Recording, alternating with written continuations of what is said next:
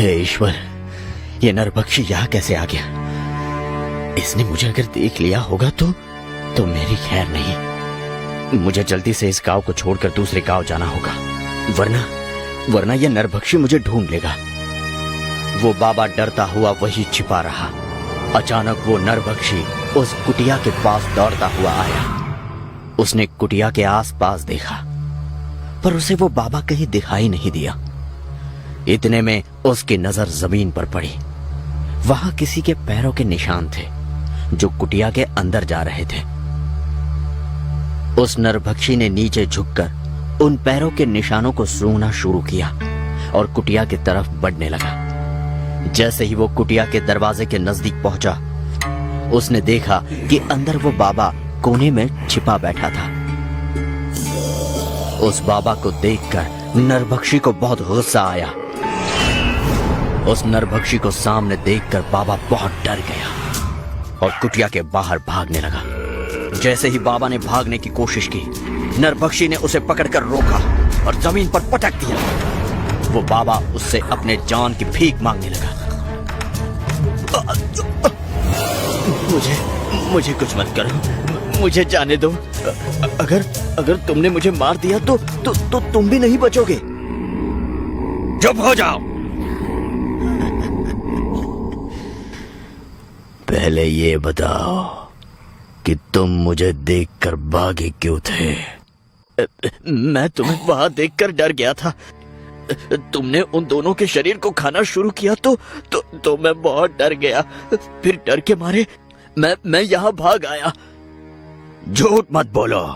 तुम कब से मुझे देखकर डरने लगे? तुम तो जानते ही हो कि मैं ऐसा ही हूँ। लेकिन आजकल तुम जंगल के बाहर कब से आने लगे हो? ऐसा तो कुछ होना नहीं चाहिए था। तुम्हें जंगल के बाहर रास्ते पर नहीं आना चाहिए था। मैं बाहर नहीं आने वाला था, लेकिन तुमने मेरे पास कोई रास्ता छोड़ा ही नहीं। 4 दिन हो गए, तब से मेरे पास कोई शिकार नहीं आया। मुझे लगने लगा था कि तुम मुझे भूल गए हो। ऐसे कैसे हो सकता है? मैं तुम्हें कैसे भूल सकता हूँ? तुम ही तो मेरे जीवन का लक्ष्य हो। हाँ? मैं देख रहा हूँ कि तुम मुझे भूल चुके थे और मुझसे भागने की कोशिश कर रहे थे।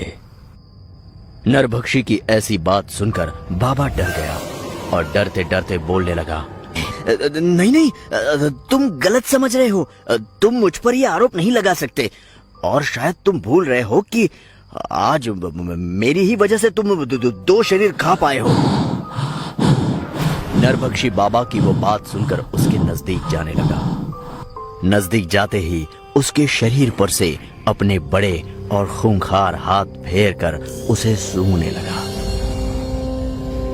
शायद तुम भूल गए हो कि गुरुजी के सामने हम दोनों ने एक शपथ ली थी, एक दूसरे को एक वचन दिया था जो हमें पूरा करना है। मैंने तो अपना वचन निभाया, पर तुम अपनी बात से मुकर रहे हो। देखो, मुझे अपना वचन अच्छी तरह से याद है और मैं उसके मुताबिक काम भी कर रहा हूँ, लेकिन ये इतना आसान भी तो नहीं है। मुझे थोड़ा वक्त दो। जब मैंने अपना वचन निभाया था तब तो इतना समय नहीं लगा था। तुम्हें जो चाहिए था वो मैंने तुम्हें एक झटके में दे दिया था, और अब जब तुम्हारी बारी आई है तो फिर तुम्हें इतना समय क्यों लग रहा है? तुम्हारा तरीका अलग है, मेरा तरीका अलग है। बस! मैं कुछ नहीं सुनना चाहता। मेरे पास ज्यादा समय नहीं है। तुम्हें अपना काम जल्दी से करना होगा। अगर तुमने अपना काम करने में देरी की तो मैं तुम्हें अपना शिकार बनाऊंगा।